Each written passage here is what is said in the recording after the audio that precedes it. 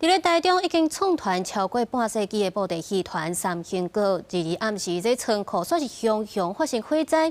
虽然迄当阵这团长甲伊的后生是有平安走出来，也毋过大约有3000身的布袋戏人拢受了，估计损失上千万。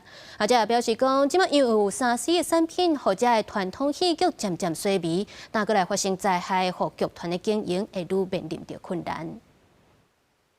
暂时无意中煞火烧厝啦，规个拢去了，免话做媒人啦。副团长甲布袋戏翁仔请出来，功夫真杂百，佮家己因前一暗拄着火灾做亏害。毋过即个翁仔拢互烧甲嗨去，互人真毋甘。衫喷得真水的吼。嘿啊，拢湿咧，拢去啊。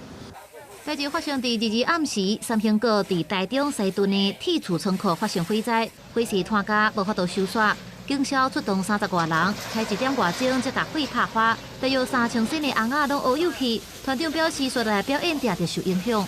是拄着像安尼，我就头壳惊。哦，咱若安尼足认真拼就过关啦。哦，你咱嘛是咱的基础要拍好啊。车上木偶就至少7、80尊了啦，因为那个在车上的一定装备一定要更好一点。 团长表示，戏团经营到今超过50年，伊的老爸自细汉就向布袋戏的大师黄海带学技艺，准备传承给第3代的后生。伫中部大市场的庙会时走透透，毋但表演，也做文化的教学。为着应用时代，加布袋戏加入真侪新的元素，想要到煞拄着火灾。学者表示，现代社会在变，过去互看做是着业5乐的传统艺术，也渐渐衰退。加上即马佮拄着灾害，互经营佮较困难。 这些传统剧团面临最大的问题，整个社会形态改变那个第一你一演出，不管是布袋戏、歌仔戏，一开始如果拍了矿机、地基矿机，民众又开始报案。